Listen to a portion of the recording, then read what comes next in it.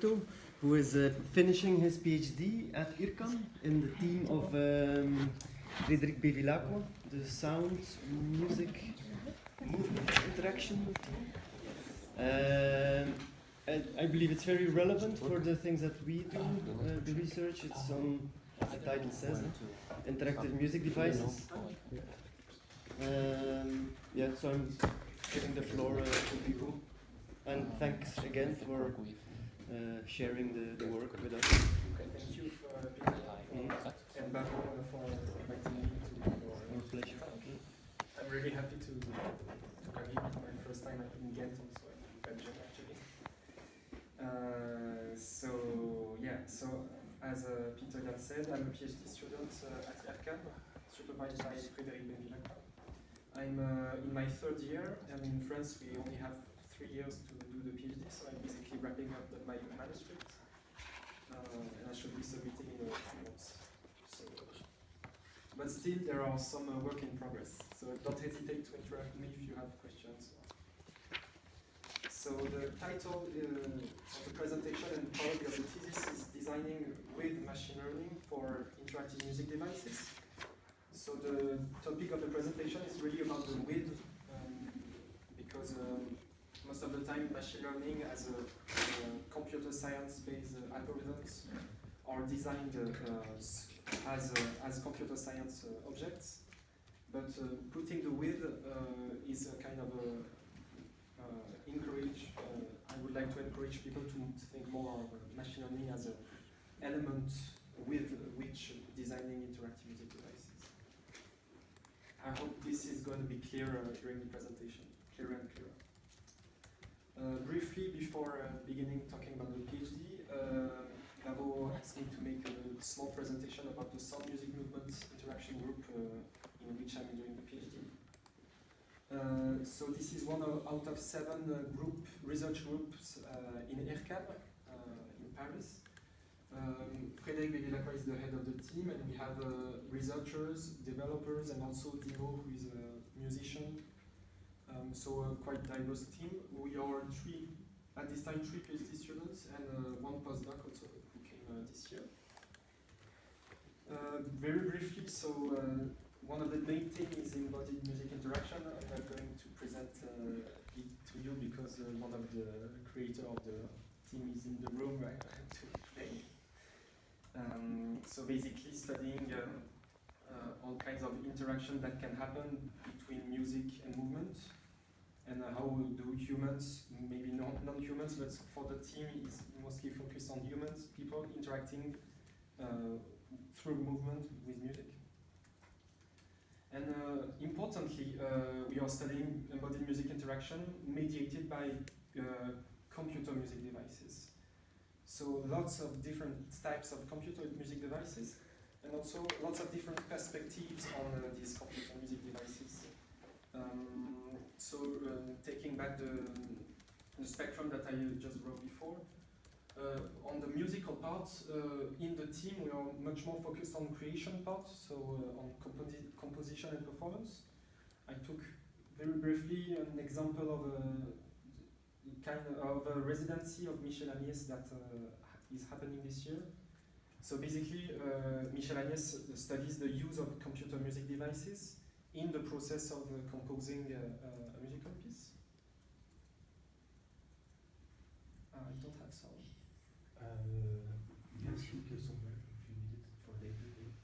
Maybe, yeah. Well, I'm sorry for Michel Agnès, but maybe for later it's going to be good, yeah. If you can.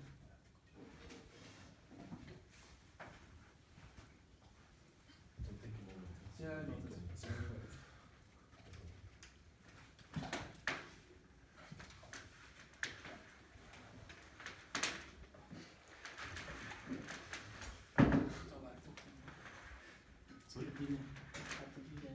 Richting tv uiteindelijk? Je hebt het tv. Okay, yeah, I have it. Should be Kleine boxes.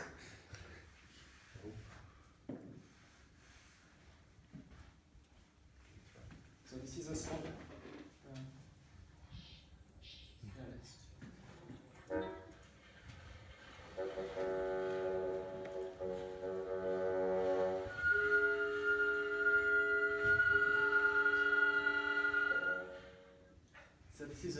I know, small extract from a piece made at IRCAM, so mixing acoustic instruments with electronics. I haven't told you, but maybe some of you have seen that they were wearing smartphones.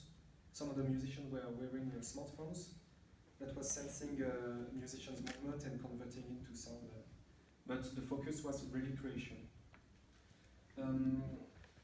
Along the spectrum, we also study new musical interfaces. This time, the interfaces does not necessarily have the objective of making a musical piece, but rather maybe built in use cases focused on, for example, sound design or sound synthesis. So uses that are outside the scope of composition, for example. So here is an example of the MIME software. It was a software built for sound designers, and the idea was to use vocalizations in order to design sounds.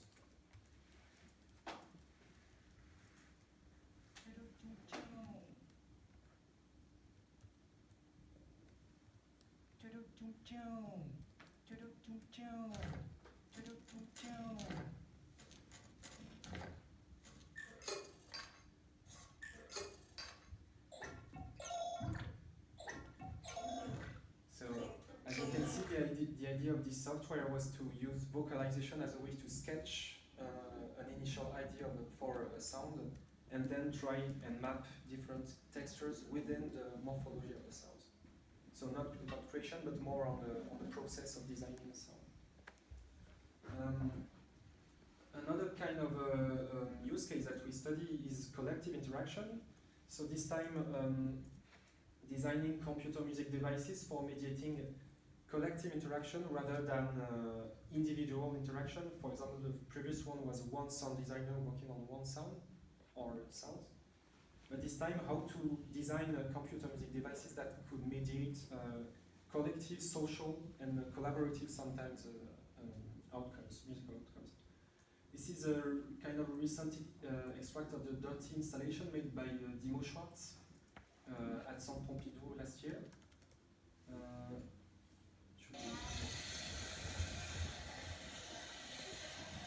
So this is an example that links tangible elements with digitally synthesized sounds.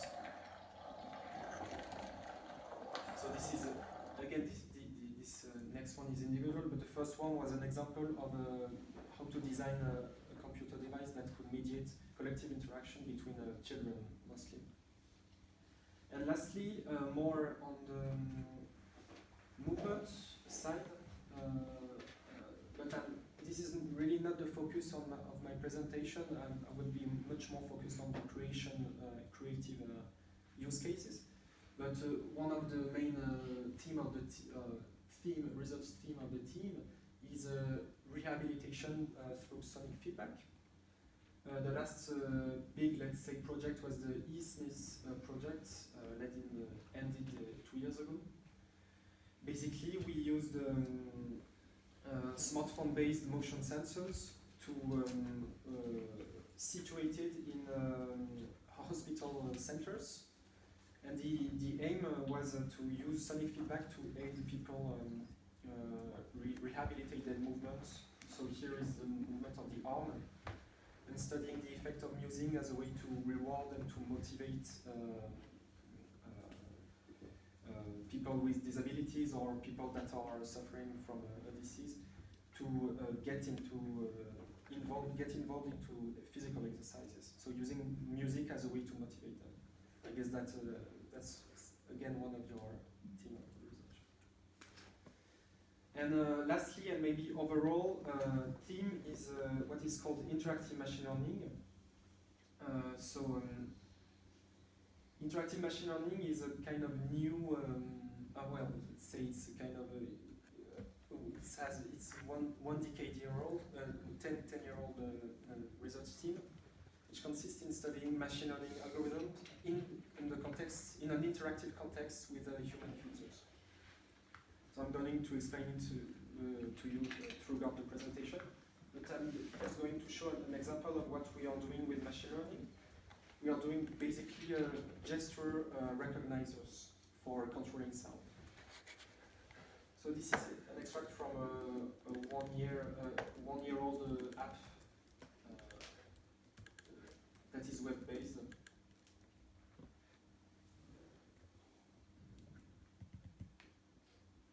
Okay, sorry. Should be work here.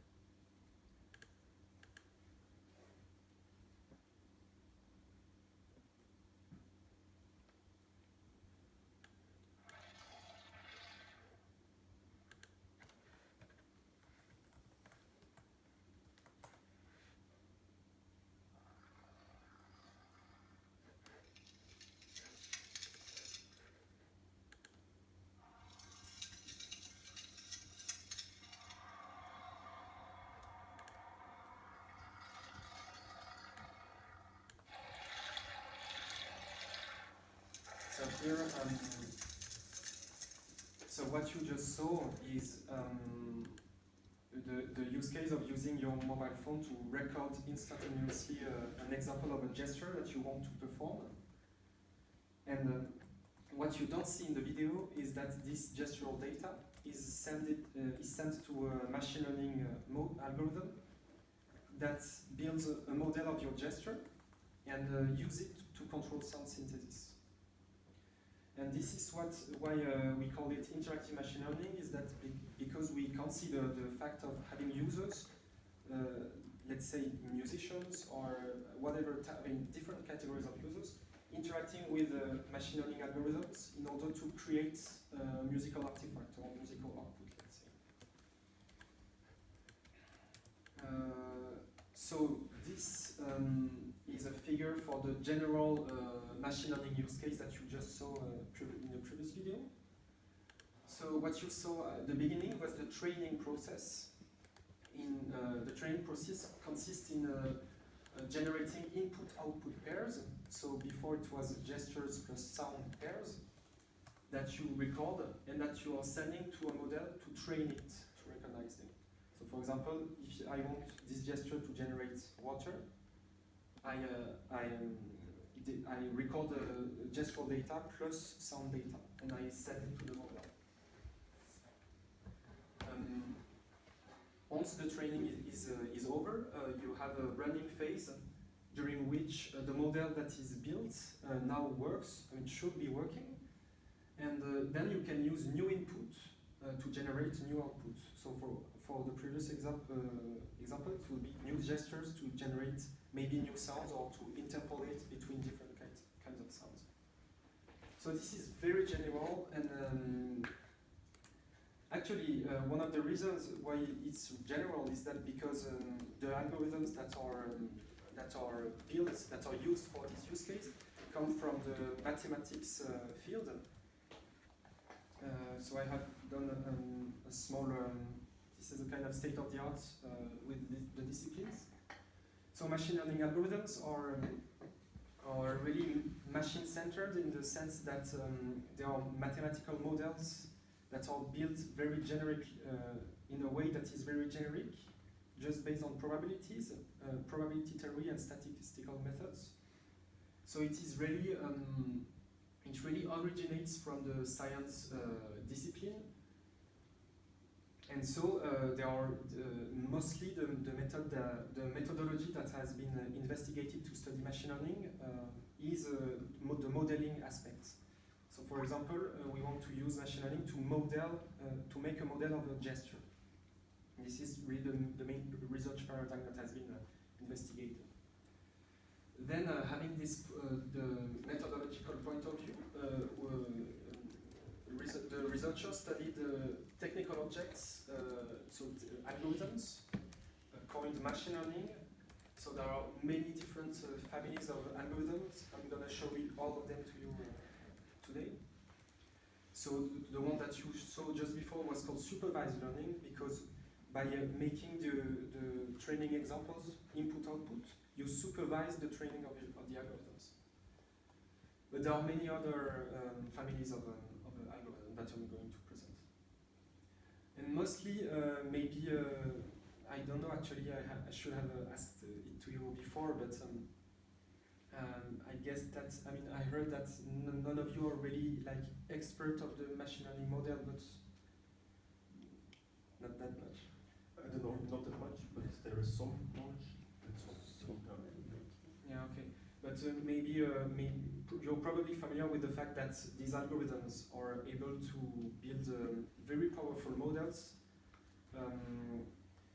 only if they have lots of data and if they rely on what is called big data, which is really big amount of data. For example, if you want to train your webcam to recognize your faces, you have to give it lots of faces, of face data, so image data. So this is the main research paradigm for studying machine learning for the moment. However, when creating and designing interactive music devices outside without using machine learning algorithms, of course there is a part that is centered on the humans, whether it be a composer or a user or the public, of course. And so I put the design discipline, even if the design discipline itself may not operate within the musical field, but it's much more to try to map the kind of scientific approach where the aim is to model the situation and to get an understanding of the situation, whereas there is a whole part of creation of interactive music devices that focus much more on practice and not necessarily getting an actual theory on what is built, but much more about practicing, about coding, programming music devices. And so there are lots of instruments. I'm thinking about the Nine community and also the work of Sergi Jorda, for example, who at the origin was someone who crafts really either physical or computational material to build interactive music devices. But of course, you still have, not to say that the scientific approach is bad, not at all, but because it is necessary to model some things for interactive music devices. For example, to build a sound synthesis algorithm, you have to a bit to understand and to model the process of making a sound, the acoustic process of making a sound. So yeah, so the idea would be that here there is I mean, it's very schematic, but that this is a tendency, a global tendency for machine learning that is much more machine-centered for the moment, whereas music has to go to the human side.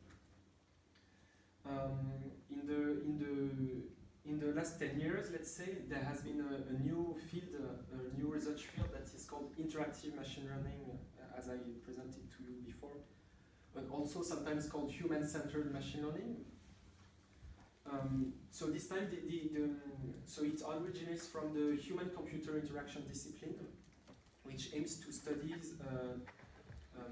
interaction between humans and computers, but also between disciplines and combining different kinds of approaches originating from the science domain, but also approaches originating from the design domain.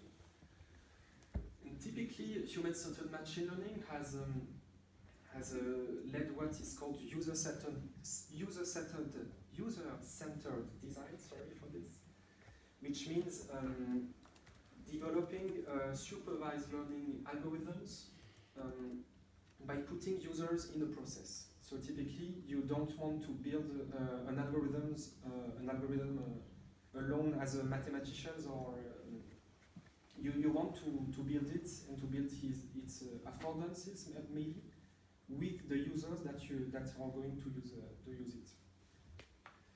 So, as an example, the example that you saw just before with the smartphones and the gestures and the sound, this example that originates from this disciplinary field, the human-computer interaction field.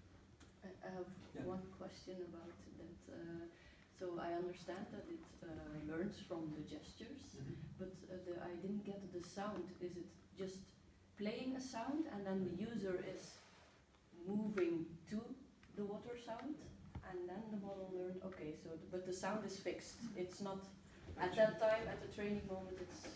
Actually, I mean, you can imagine lots of things, technically speaking, that could be pre-recorded sounds, that could be, or that could be a sound synthesizer that would be controlled by a gesture. But the example that I just showed you before was a kind of mix of both. It was, I don't know if you're familiar, but concatenative synthesis. Mhm. So you see it's a kind of a in-between, you listen to grains of sounds, and the model kind of maps some grains with your gestures, qualities, or dynamics. Okay. So the thesis approach, the approach that we adopted during the thesis was to a bit less focus on the modeling aspects of machine learning, but rather focus on both the human-computer interaction and the design aspects of for studying machine learning. So we experimented with various methodologies and various categories of machine learning algorithms, and we created different kind of musical situations in order to understand what would be the interest of having such an approach for machine learning applied to music. So very briefly, to sum up what I just tried to share with you. So we have three goals for the thesis. The first one is to study machine learning for what are called situated musical activities, which means musical activities that may already exist at the time at the time when we would use a new algorithm for it. So we focused on four musical activities: motion sound mapping, as you saw, but also sonic exploration and collective music making. I'm gonna show all this today. And for each of them, a specific family of a machine learning algorithm. So this was our first aim. Our second goal was, as I said, to use different kind of human-centered methods to design prototype devices. By methods, I mean that our aim was not to model specific musical activities, but rather really focus on our human users to try to direct the design of the algorithm within the musical activity. Maybe it's a bit abstract for the moment, but I hope that during the presentation is going to be more tangible, I think. But so we iterated between the following classification of theory, design, modeling, and observation. Observation with the users, design with the computer, theory with the state of the art, and modeling. Modeling is the part, as I said, that we try to alleviate during the thesis. Only one time at the third study in which Bavo collaborated, we did the modeling step. So we wanted to focus on the design and on the humans. And so finally, as I said, once all of this is made, we wanted to use our practice with machine learning for the design of music devices in order to reflect on the research approaches that one may have when dealing with this idea of artificial intelligence driven by machine learning when applied to music. Okay, so I may begin with the first algorithm that we studied. So first, we wanted to take the example, the use case of motion sound mapping. So how, as you said so before, the example of building really a mapping. I guess everyone is familiar with this mapping that relates, that links gestural data, motion data with the sound outputs. And so for the moment, supervised learning was used for this, and we wanted to use unsupervised learning. So the first method that we used was what we called theory-driven. Is that we looked at the state of the art on motion sound mapping using machine learning, and we identified an algorithm, and we designed first prototype, and we didn't make any observation in the process, but we made one. I'm gonna explain this. We made an observation, but that was outside the methodology it was more a new prototype that we built for this. So the theory, so both on the human and the machine side. So on the human, between motion and sound, there is this idea that continuous interaction is really important in terms of perception. That when you interact with when you use movement to interact with sound, you want the reaction to be very accurate, precise, real time, and probably continuous. So that was one of the prerequisites from the human side. So we looked at the machine learning literature, and there was this idea of user adaptation in terms of algorithm that originates from the device that you just saw with the smartphones. And so we wanted to build a system that would adapt constantly to human motion to make sound. So continuously adapting to motion to produce sound. So a specific category of algorithm that is able to adapt continuously to data is an algorithm called a family called unsupervised learning.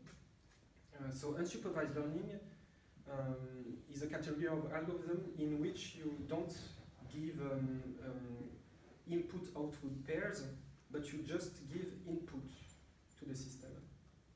You don't specify what output it should generate. You just give input, and the algorithm should be able to model what you are giving in terms of data.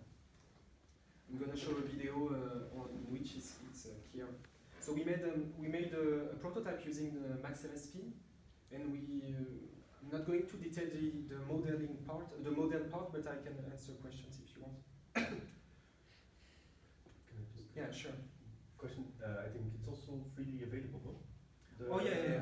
The software, if there are people. Yeah, it's a MaxMSP patch. It's kind of experimental. I mean, it's not part of the contribution of the thesis, the wrapping up of the code, but you may ask for code if you want, or even papers if you want more details. Yeah, thank you. So what you're going to see is the unsupervised learning model that adapts in real time to motion, in a very simple example.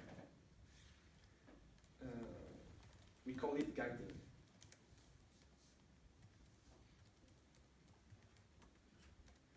So on the left, you have one-dimensional data, movement data, and on the right, you have the model that builds kind of clusters in real time.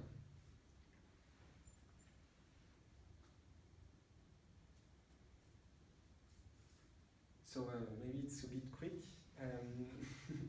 So this is a really very reduced example. Here you have let's imagine it that this is one dimension of data. Here it's not movement, but it's rather position of the slider.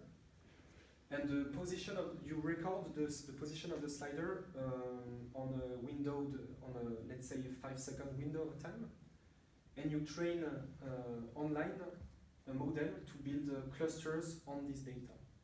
So what you are able in this paradigm, so this paradigm is called unsupervised because you just give input data, you don't give output data, you just give input motion data, and you have a model that adapts continuously to the motion that you provided. So our idea was to use this kind of behavior in order to have a model that generates sounds, new sounds as you use new motion data. So as I said, we only designed this model and we made the submission to NIME, but we did not make any prototype, working musical prototype, nor evaluations with human users. We just built the prototype from a, let's say, computer science point of view, theory-driven. Yet, we wanted to have a small observation to see if we can build one instrument, one music device, and whether it could fit some users. So we built an instrument that we called Somastix. So it's a mix between, it's inspired by the drumming practice, and it uses drumsticks equipped with motion sensors, but this time to have users focus on their body when they use the sticks. So this is an example of the prototype. It was 3D printed. So this is not machine learning at all, but this was a proposition of myself to introduce a tangible object within the paradigm of machine learning. So here you have the drumstick, and you have in green you have a small motion sensor. The idea is to use the motion data of the stick to feed the algorithm that you just saw before. So we built a mapping from the Gaussians that you saw, a sonic mapping using a concatenative synthesis. I can explain the details to you, but I have not prepared this in the slides. And we tried an experiment with expert movement practitioners to see if they understood the behavior of the machine learning algorithms, the adaptation of the algorithm. So we let them experiment with the sticks, and let them experiment with any kind of movement that they wanted to experiment. So for example, we did not ask her to sit down, but that's what she did, to experiment with the sticks. So I don't have the sound, sorry for that. Yeah, because we used the headphones for the experiment. So very quickly, some returns that we harvested from our 6 users.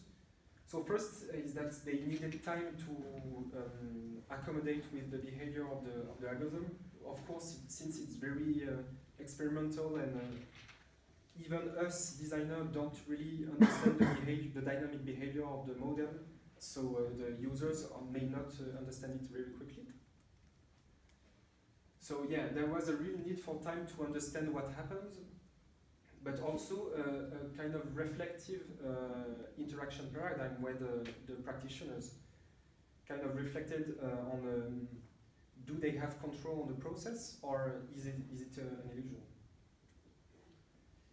Then after a while, it was interesting because the device had practitioners adapt their motion to the software.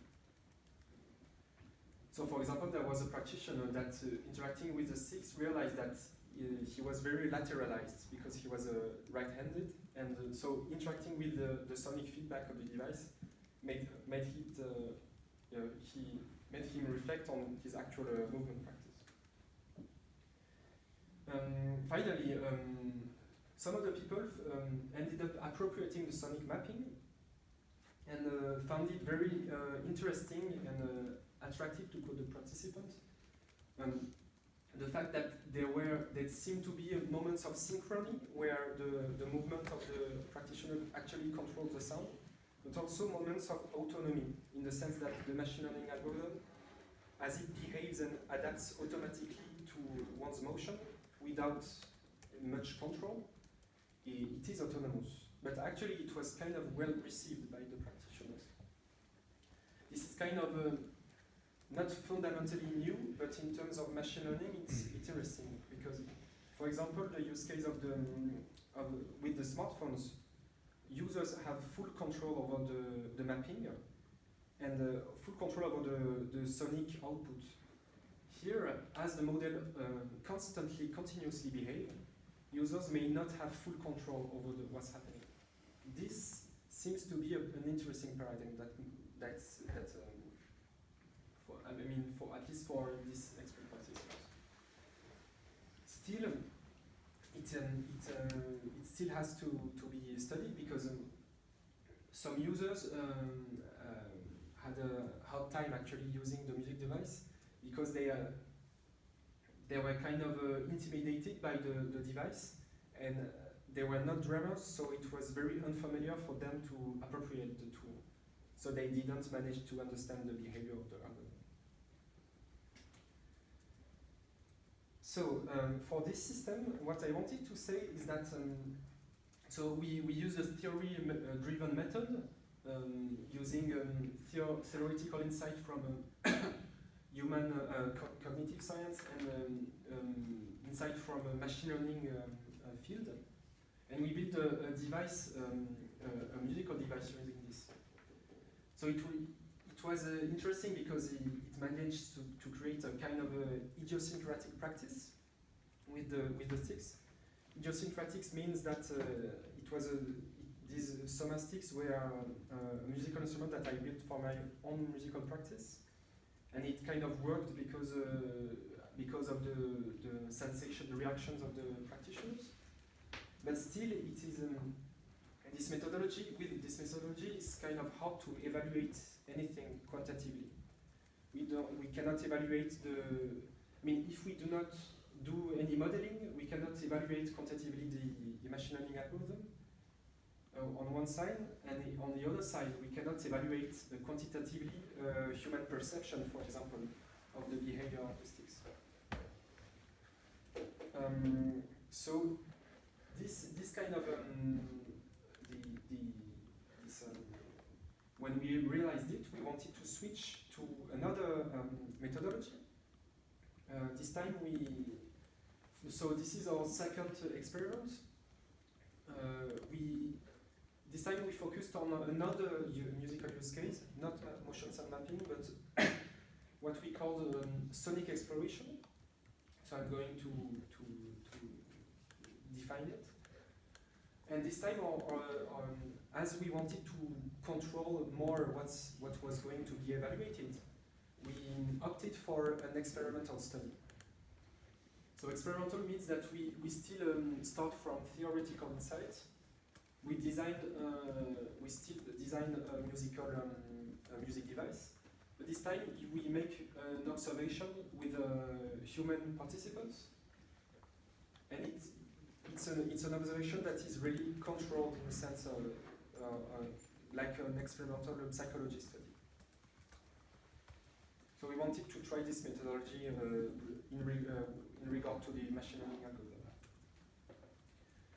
So sonic exploration is a really interesting use case because exploration is the process where humans actually manage to build a concept or to build an idea.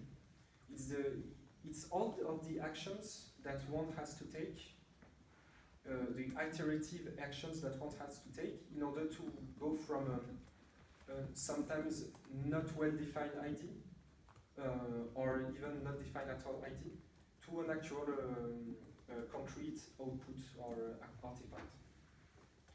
For example,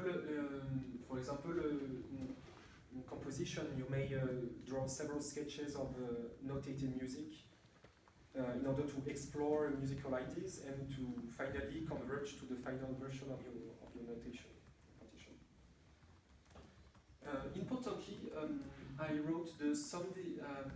We focused much more on sound design practice and the digital sound design practice, because in sound design, many sound designers use very complex interfaces to generate sound and to explore sound actually. So these are typical interfaces. Possess lots of knobs, parametric knobs, and so they have to explore these interfaces in order to explore sound.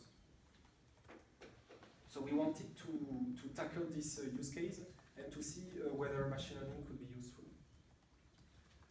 Looking at the machine learning literature, we saw this idea of the concept of autonomous exploration. but this time from the point of view of the algorithm. There are family of algorithm, namely reinforcement learning. That is a different family of machine learning algorithm, different from the supervised and unsupervised that we just saw before. So reinforcement learning are able to learn their own model by exploring their own environment. So I'm going to show you an example of this. So what we did is that we studied the literature and we converged to the design of a prototype, a very reduced prototype. And the idea was to explore sound spaces using positive or negative feedback. So the idea, instead of moving nodes, I would like to explore a synthesizer by saying I like or I don't like this sound. So this is a quick example of what a reinforcement learning algorithm is able to do. So for example, if I want to, this is a maze basically, and I would like the mouse to learn by itself how to manage to get to the cheese. So actually, so studying it from a computer science point of view, this is a typical use case for and indeed, so doing the mathematics and the algorithmic study, one managed to build a mouse, digital mouse that is able to reach the cheese by itself. So what it does actually is that it tries several, this is the good path basically, as you can see, because the mouse can manage to reach the cheese. But this is once the algorithm has been trained. So here the algorithm is trained, it is working well, so that's great. But what's important is that to get to this point, the algorithm actually has to explore all of the possibilities, which means making errors, going, for example, in the end ways, the wrong ways, taking wrong ways to understand which one is the good. This is what we want to focus, what we talk about when we're talking about autonomous exploration. The algorithm has to explore all the paths in order to learn which one is the good. So of course, we didn't want it to build a musical mouse, but we wanted to use these algorithms for sound synthesis. So we built two sound synthesis spaces, very reduced, very controlled for our study. This is a two-dimensional space. The idea is that you can displace in this space, as shown before. But in each case, a sound will be produced. For example, here in blue, you have very muted sound, and in red, you have more and more brighter sound. So it makes if you go from left to right. Is it clear or yeah? Okay. So our idea was to build two sound synthesis spaces. One that is unobstructed because it goes from muted to bright kind of linearly, and another which has a kind of sonic obstacle in the sense that it makes it kind of have a gap of brightness in between. Can I? Yeah. Just one small remark as a metaphor. I think it would make more sense to have the muted sounds in the red zone and the bright sounds in the blue zone. Yeah, you're right. Yeah. No, yeah, definitely. It's I could change the colors next time. But yeah, it's right. This was just for communication on the SMC paper, but yeah. Okay. So our idea was to test. This is very controlled. This is not sound spaces that you want to use in your musical practice because they are very. It's really small and it's not very expressive. But it was a way to get a controlled setup. And in these sound synthesis spaces, we experiment with three different exploration behavior of agents. we had an agent that always took random steps. So this was a condition to test, to compare random with learning. We have a 100% agent that will always take the best action at each step, with the best depending on what it has learned. And one that half of the time took random actions and one half of the time the best actions.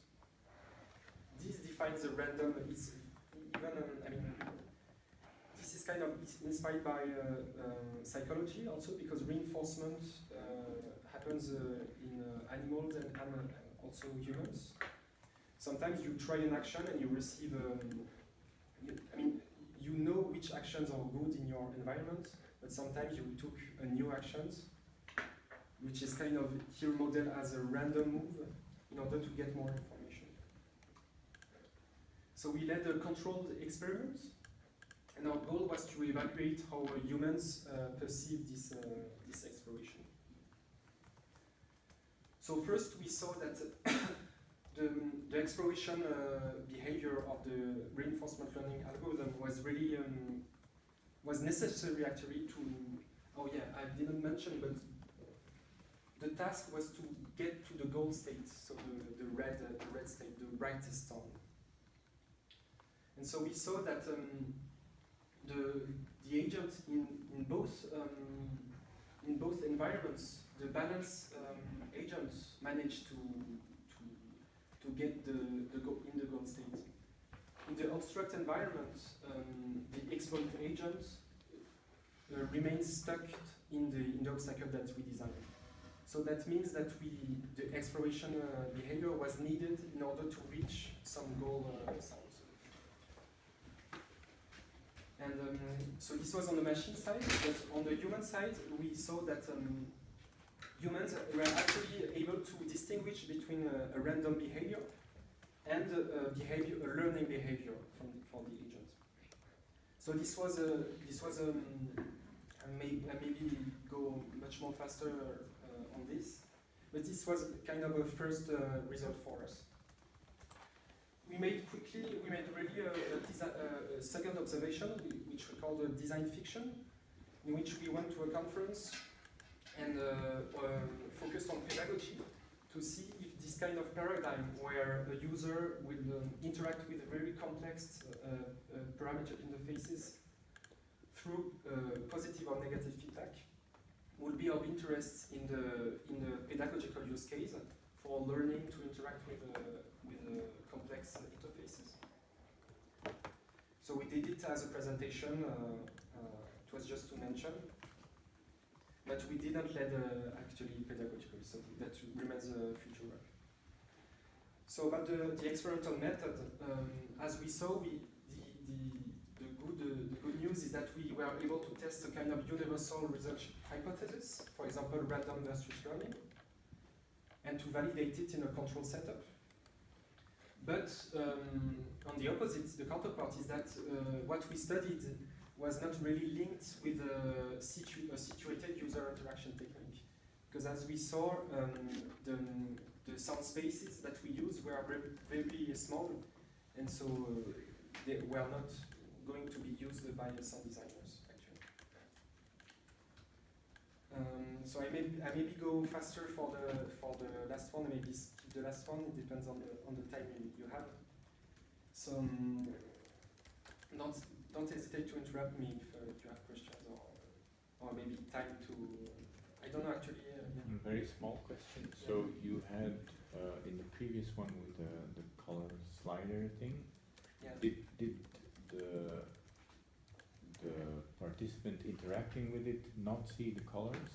No, they had to go by ear only. Yeah. Sorry for that. Only by ear. By ear. So that was the point. If you hear a sound like that, make you tell, yeah, that's good. You are going to the right direction. If you hear, it's a kind of pair test, and you give feedback to teach the agent to go from muted to bright. But you don't see anything. You are only guided by your ear. But you speak about the agent And about human participants, are they the same thing? No. No, they are not the same thing. Yeah, actually, yeah. Actually, I should have put a supplementary figure. So the agent is the only one that moves. This is the space of the agent, of the artificial agent. Yeah. Yeah. And so the agent is responsible for generating sound by moving, displacing itself in the space. The human user or participant only listen to sound and give positive or negative feedback. That's all he or she does. In the obstructed condition, subjects know that there will be some gap in the brightness, or no? Okay, so Yeah. how can? But they know that the goal is still to get to the red Yeah. end. So the task is for users to teach the agent to go to the brightest sound by giving positive or negative feedback. Mm. And so actually, it's a kind of it's a kind of crossed research questions, because we wanted to we have the synthesis space on the one hand, Mhm. but we also have the exploration of the agent exploration behavior on the other hand. The idea is that in the obstructed environment, if you have an agent that the 100%, which means that always take the best action, the exploit agent actually in the obstruct environment, he should be, if he learns well, it will be stuck in the Start gap. in the first square. Yeah. Yeah. So the idea is that to pass through the gap, one may need to take random or new, let's say, non-optimal actions. Mhm. So that was our idea, to test different conditions. Fully random on the one hand, but also balance in order to get unstuck from the gap, but still learning to manage to get into the brightest. Mhm. And so that's what we saw here, is that the exploit, so here in purple, it is the percentage of successful trials. The balance nearly reaches 100%, whereas the exploit, sometimes he managed to get out because of human errors in terms of feedback due to fatigue, but most of the time it remains stuck. So Mhm. this was a kind of proof of concept to show that an autonomous exploration behavior was necessary to manage to explore sound spaces. Okay. We wanted to go further on this idea of exploration and parameter exploration, but this time we wanted to iterate over the design of the algorithm. Because here it was very simple algorithm, but we wanted to go a bit complex into the algorithm, but also in the use case. So we use this time a method called user-centered design, which means that in order to build our music device, we made two, this time not one, but two design iterations. We made a first study with the prototype that I just presented before, and we harvested feedback, and we used this feedback to get a second design iteration and to build a final prototype. And this time we wanted to, we put some modeling part in order to have a machine learning algorithm that may behave more interestingly, let's say. So we did a bit of theory this time. I may be much faster on the theory, I guess, because of the time we're running out. But there was this idea of autonomous software and of co-creativity between the machine and the human that inspired us for this part of the study. We made, as I said, we made the first observation with the prototype that I just showed you before. So the very small, the grid-based model, And we wanted to first, as a first iteration, as I said, understand, work directly with sound designers this time, to understand how sound designers lead exploration in parametric interfaces. So let's forget about the reinforcement learning part this time. We have a first setup in which we really studied the interaction with parametric interfaces. Having sound designers use them and interviewing them on how they use the parameters for generating sound. Interestingly, we observed using only parameters, so as in a casual digital sound synthesis process, you observe two kind of exploration strategies. The first one,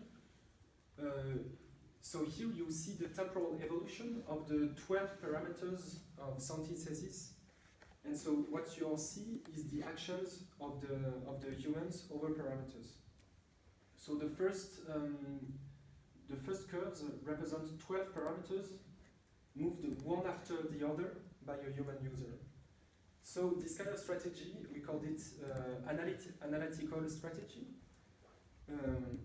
which means that the user was exploring the parameters in order to understand what was the role of each parameter. So in a kind of analytical way, trying to separate the role of each parameter. The second strategy was rather more, let's say, chaotic. We called it spontaneous exploration. Here the goal was not to learn the role of the parameters for the human, but rather to explore the sound space in a kind of random and way. That's new. Oh, we lost the... Oh yeah, sorry for that. Oh yeah. Strange. Yeah, the goal of exploration was to provoke serendipity actually. So it was really exploration in a creative process. Yet we observed that there were limitations for this exploration. Very briefly, the number of parameters was hindering human exploration, because of course the more parameters the interface contains, the more it is hard for humans to anticipate the action, I mean the consequence on sound that its one parameters would have.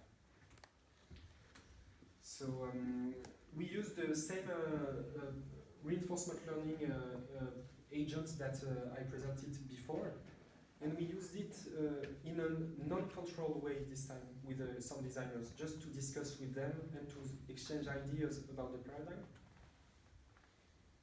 And so we had interesting reactions. So some designers reported that they forgot parameters. So yeah, importantly, this time, same as before, users were not able to see nor manipulate the parameters. They only had two buttons, plus or minus, like or don't like. So very reduced and prototypical setup. Yet it was kind of well received by participants who enjoyed the experience. They reported forgetting about the parameters. They kind of understand the trajectory of the agent in the sound space, even if in an abstract way. And also they reappropriated feedback, which means that sometimes they didn't give feedback to say, I like this sound, or I don't like this sound, but they just give negative feedback just to have the agent move. So it's okay. This was interesting, because it's interesting from the human side, because we observed a novel kind of use case of interaction mode that we did not anticipate when designing the system. But also from the machine centered side, because the algorithm actually should be able to learn from good data, correct data. Yet, in the interactive context, we have users that give negative feedback even if they like a sound. So, in terms of machine learning algorithm, it is completely new, kind of. I mean, it's not in the standard way the algorithm is designed ideology. So of course, the two-button interface was reported as preventing human users to have full control over the synthesis. So they have lots of things to improve. So we had some design breakdowns. Yeah, the best is that I show the final prototype as a kind of demonstration. But yeah, users wanted to control more directly the exploration process. They wanted to express richer feedback to the agent. Not saying I don't like what I like, but maybe I like, that's good, or that's really good, you should really learn this, like levels of importance in feedback, for example. So this was the first iteration. As you see, very reduced prototype, but very useful information from users. We made the second design iteration. This is the part where Bavo collaborated on us. It was the subject of his master's thesis, 6 months master's thesis at IRCAN. So the idea, the objective was twice, or double. First, we needed to improve the algorithm that we were using. We wanted a more powerful algorithm, able to learn in potentially high-dimensional spaces, not small ones like before, but potentially real ones, like in real-world situations. And the second objective would be to add controls for users, controls that would be relevant for sound design processes. So this was the aim of the modeling part, in which we Bavo made models, new exploration models, and also adapted machine learning reinforcement, a deep reinforcement learning model from the literature to our sonic exploration use case. So this is the final prototype. This is how it works.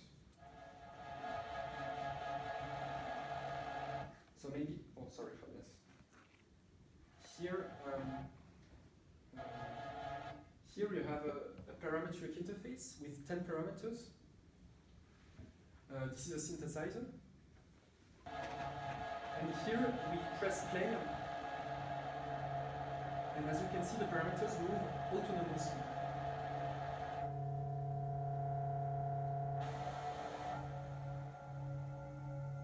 So here it is a human user that commands the yellow interaction was the user commanding the agent to make a jump in the parameter space. You just press a button and you have the agent change zone in the parameter space. This one, one of the first. I already presented this, I think, 1 year ago, Okay. so you can go a bit faster. Okay, that's fine. That's fine. It's good as a recap. Yeah, well, basically, and overall, you can give negative or positive feedback. So yeah, we evaluated the prototype in a creative workshop with some designers, with, for example, a task that was not controlled, but that was more open, in the sense that they had to use the agent to illustrate pictures with sound. So it's a very open-ended situation.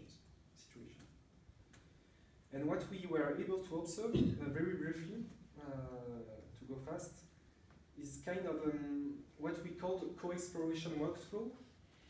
It's a situation where actually human users and artificial agents would share the lead of parameter exploration in order to get attain specific sound.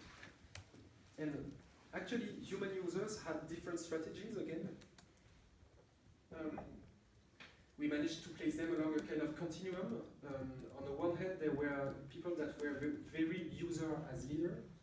There were users that did not appreciate at all the fact that the system was behaving autonomously. And so they wanted to take parameters by hand and to build their own sound by themselves. They didn't want enough kind of artificial intelligence algorithm do anything. It is very extreme, but it's just to put the ideas right. And on the other hand, you had some users that adopted an agent as leader workflow. these users were very were more very open-ended and wanted to. These were the users that appreciate serendipity in their creative process, which means that for creating a sound, they really wanted a part that come from the not from them but also from the outside world. And very quickly, so with Bavo also we made a small demonstration in the form of a video game at ISMIR, which enabled us to get again some feedback.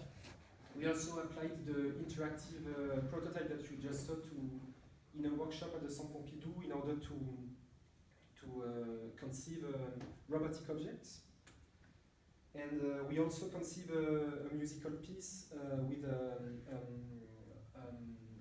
another doctoral student that inquire this kind of feedback-based paradigm to navigate sound in the form of an improvisational piece. Unfortunately, I will definitely not have time to talk about this, but maybe after if you want. So to sum up, the user-centered design methodology was really great to adapt machine learning to its users because we observed the use cases that were new. We built new methods to address them, and we saw that users were kind of comfortable with these methods. Yet, it is not clear, I mean, still it is a methodology, it is still critical because I mean, we created a new situation that did not exist in a real world situation, and still we are not sure if it may be useful in real world scenarios when with real sound designers having their own workflows and professional workflows and constraints, and we are not sure if the methodology does not provide an assessment whether it's going to be usable in the real world processes. I have a last system. If I have still time, I don't know because I have a current I lecture. think we do 40 minutes, but actually Yeah, I think things I are saw longer that, sometimes, no? Yeah, We still have time for the... I think so, yeah. Yeah, sorry for that. Is it, Please. No problem. yeah, the last one.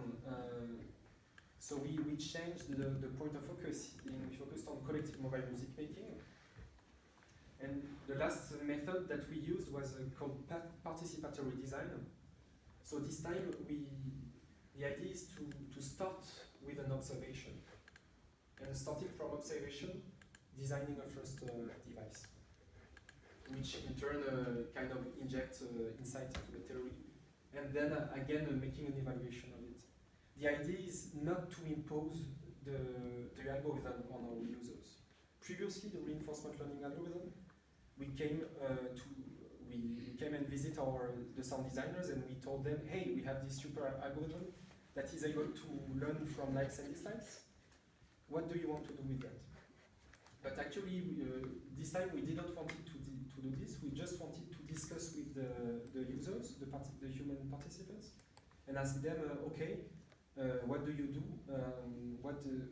What would be interesting for you? Not biasing them into a specific kind of algorithm.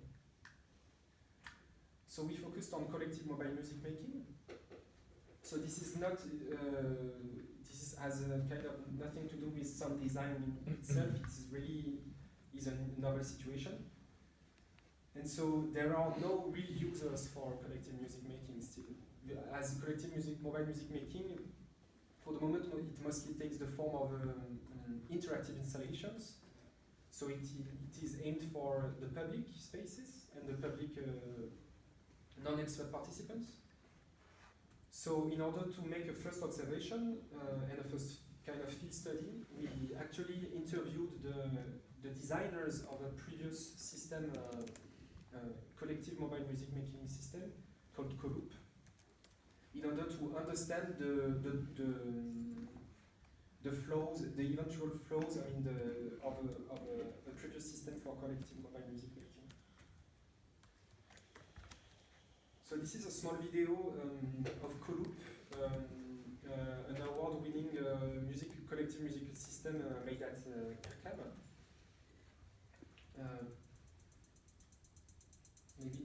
yeah, maybe the best is to watch the video. So this is a connected sequencer in which you can, each of the participants can use a mobile device in order to build their a musical loop.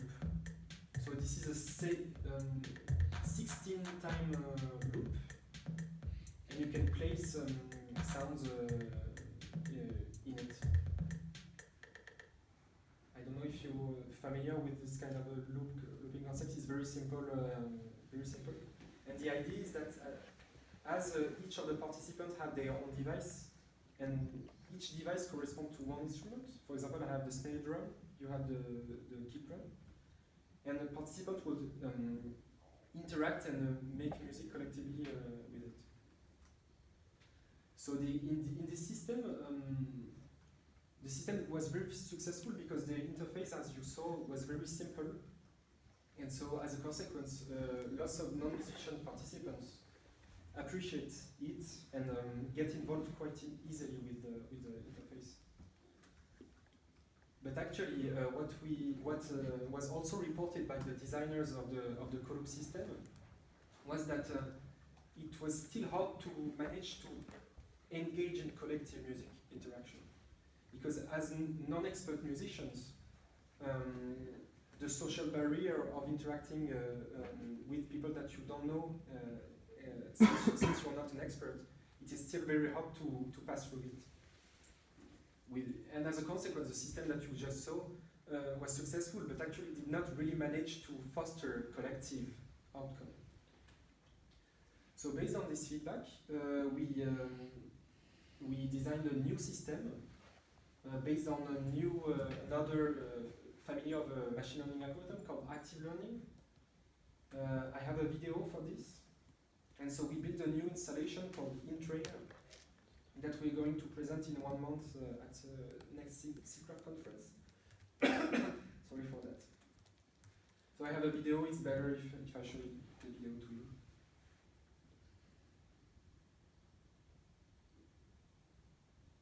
So this is basically using Coloop as the beginning.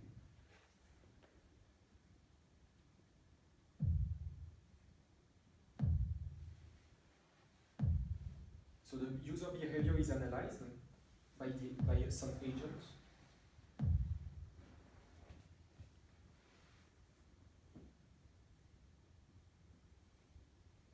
And the agent can define an optimal state for users.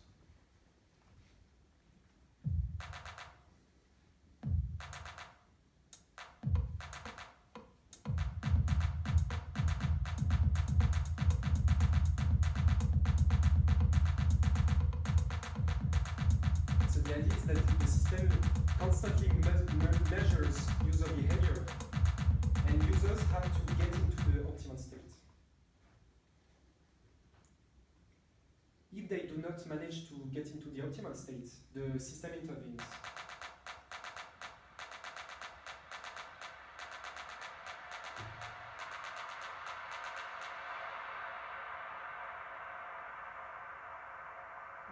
The optimal state is at a tempo. Yeah, no, so it's tempo and. Yeah, actually, so the machine learning framework is completely generic. So you can define any kind of music-related optimal state. It can be tempo-related, it can be harmonic-related if you have harmonic instruments. Here we built a kind of prototype based on the periodicity of the loop that you have. So for example, if I have a 4 like a 4 kick, it has a periodicity of 4, let's say, and so it is quantized as it, and we fixed an arbitrary optimal state in regards to this. So it's predefined, the optimal state? Yeah, you have to predefine it, which is kind of making a bias in the system. Yeah. But still, as the system adapts, because basically users may not nor neither understand nor get into the optimal state rapidly, and they want to get involved into the installation. You don't want users to get away from the installation. So our idea was that after 8 loops, so after some time, the system will intervene and highlight the one user that was the closest to the optimal state. That's what we saw. So the music was kind of interrupted, and the screen that was shown. See here the system. I mean, the 4 users generates music, and the screen is shut down. And after a while, the machine intervenes, take the color of the optimal user participant, and plays only the optimal participant's music output. So socially, it kind of it pushes the participant to leave the eyes from the screen to other participants to see who was selected. And you call it entrain, but does it actually have to do with entrainment, that people are aligning their timing, or? No, actually, yeah, that's. I'm happy that you mentioned it, because it's just kind of inspiration for the system. It has nothing to do with the implementation here. It's just for the name. It was to play on word between the training of the algorithm and the idea of in-train that we would like people to kind of synchronize in collective. But it's not entrainment of the strictly speaking. So yeah, so that's the basic concept. Is the participant who gets closest to the target awarded a prize? Not a prize, but as you saw, their representative color is projected on the shared screen. So this is a kind of reward. What do you think? No. If you like the color, it's a reward. Like Monopoly, and with more money. So it has a competitive element, actually. Yeah, definitely. Actually, Is that a good thing in music making, that it becomes competitive? Oh, actually, no. Actually, for me, it's not competitive, because the rule of the in-train installation is that people have to play music collectively. So their aim is to play collectively. They are told to play collectively, and the system should help them to play collectively, as it adapts to collective behavior.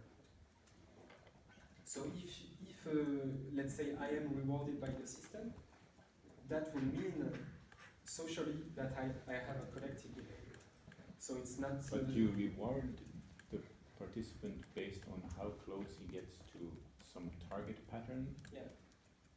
That has nothing to do with how he interacts with the others. It has to do with how he interacts with the target pattern. No, definitely you're right.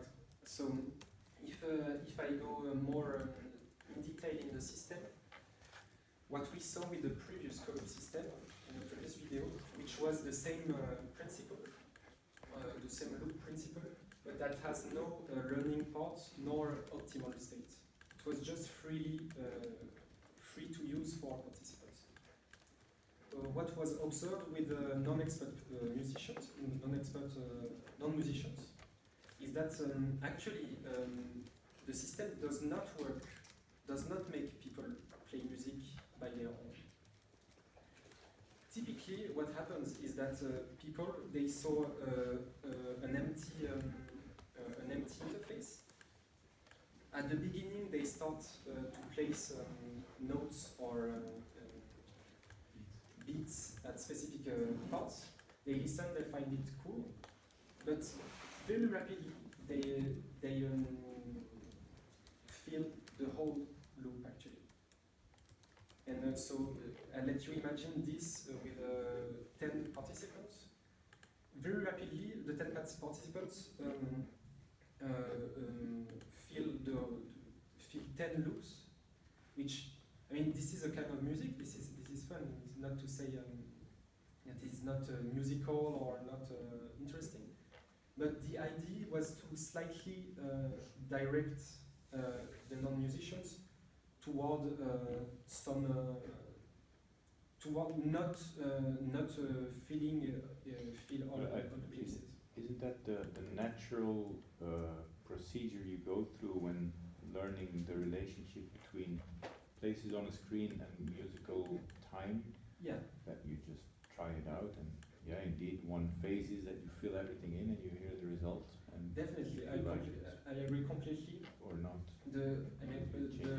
What I would say is that as our use case is not a use case of music creation, but is it's a public installation. So in public installation, it is a context during which users may not spend more than 2 minutes on the installation. So basically, what happened with the previous Column installation is that sometimes it worked. I'm not saying that it was not good at all, but most of the time, that the designers told me that people would fill all the blanks and then get away and don't play collectively and don't understand how you build a beat actually. So the idea, we do not with the system. We are not pretending to transmit a certain vision of music or of what should be collective music making. We do not see the system as this. Our aim was rather to build a system that could get the interest or get the attract of non-musicians that may not spend more than. Maybe it's a silly idea, but I'm immediately thinking maybe it could be interesting to for each participant who has this circular interface, that only, for example, the bass drum, that only the bass drum's sound that more than one participant has activated, for example. You mean one participant that one participant may fill in all the blanks, but you won't hear anything unless another participant has also selected one of the circles, for example. And then it becomes interactive by definition, because only more than one participant has chosen the sound. Yeah, that would and be.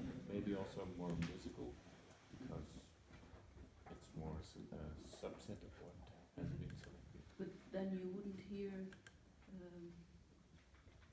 a complete loop. You would just hear one or two sounds per loop. If one participant A selects everything, then you hear tugu tugu tugu tugu tugu tugu tugu tugu. Yeah, but you just mentioned, okay, But if let's the not. other participant selects only 2 out of those, then you get do do do do, for example. That would be. I don't know. Yeah. Just an idea. But it's like Because that was an observed problem, that participants had the inclination to fill in everything. yeah, but if they okay.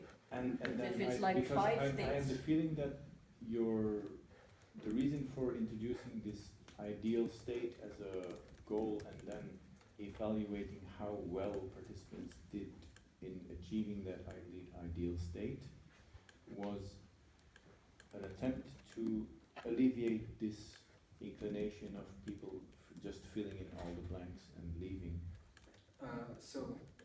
First, I think that it's important to further define the words. Actually, I think I don't agree with. I know that I said the word optimum, Yeah. but actually I disagree with myself by saying optimum. From the machine learning, in the machine learning literature, it's called optimum. But in this interactive context, I would not call it optimum. No, you could call it an example. Yeah. And for me, it's not competitive. It's not. It's more. How I would say, it's not an optimal, but it's a kind of a goal, but like in a game, It's more inspired by a gaming situation. Gaming is competitive sometimes, but the idea is more. It's not. It's not a well. It's not. It could be randomly chosen optimum. You see what I mean? Yeah. I could here it could be randomly selected by the author rather than defined by myself or other people. And second, about your idea.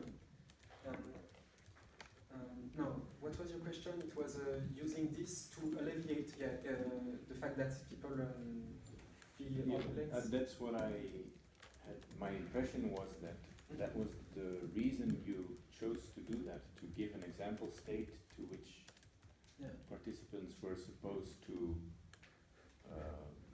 model their behavior towards. Yeah, kind of. Actually, Yeah, I don't know. Also, the thing about competition and coordination, even when you're jamming together, there can be sometimes a bit of competition. It doesn't necessarily, like if I'm doing a solo and you're doing a solo, maybe there's some competition. Pissing contest. But yeah, but not in who has That's the not- biggest. It's not an Also, interesting. It's not an interesting. I mean, competition can become nasty or ugly, but it can also be stimulating. Some people like to go into a competition, go into a challenge. for me, it's really the idea of performance, of doing your best for a collective outcome. And doing your best is not necessarily against the others, but it can be for the collective, for the others.